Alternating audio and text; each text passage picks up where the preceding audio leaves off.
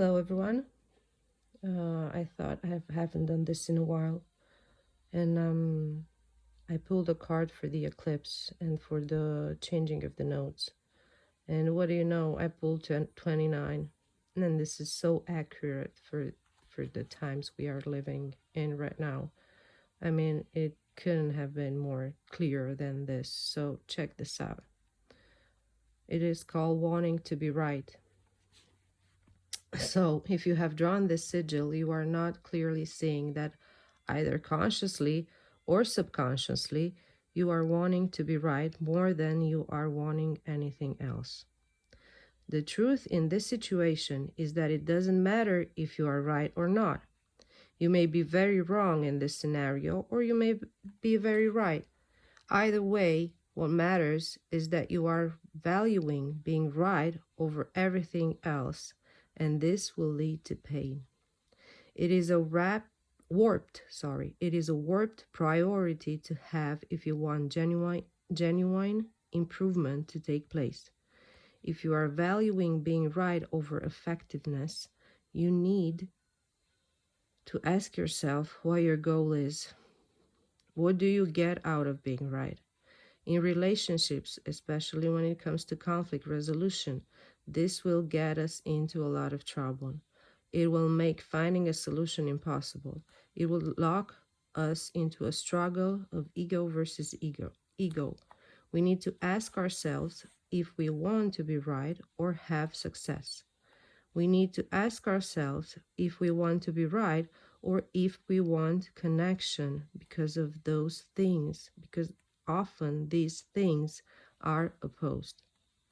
What we tend to do when we are defending our position is that we get louder as we feel ourselves losing ground relative to something that is very important to us. We talk over others, we interrupt, we shut others down. We try to convince everyone that we are right. It is aching to an alternate reality experience because we get feverish like a dog with food aggression over a bone. It feels like this because our brain has quite literally been hijacked.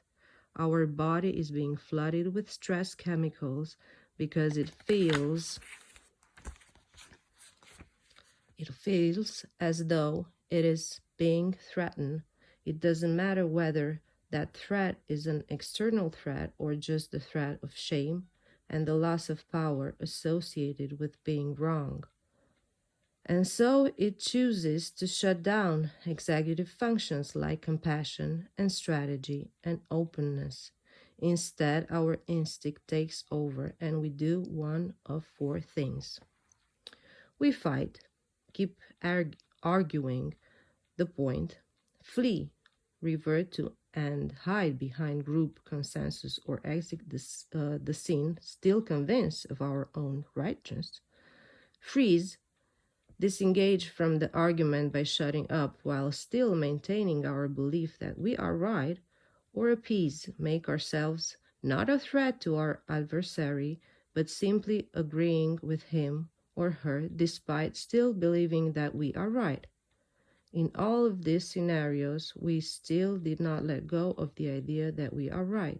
We simply avoided, we simply avoided finding a meeting of minds. We prevented the critical sharing of information and opinions. We also got to the opposite reward of our body being flooded with chemicals that makes us feel dominant and invincible, which happens when we argue to win. If you have drawn this sigil, you have to let go of the need to be right and instead look to be understood. To do this, you'll have to put effort into understanding others, listening to them, seeing them, and feeling them. When you do that for others, they will want to do it for you. Everyone has important opinions, perspectives, and information to share. You will soon find that the reward of actual connection will trump the feeling of being right, and thus proving that you are right. So yes, connection, huh? In this in this day and age, at this moment, well, I'm connecting with you guys. So drop me a comment, like, subscribe, share. You know the drill on YouTube, right? Okay, this is Luca from Blog Live the Hive. You have a nice evening and a marvelous eclipse.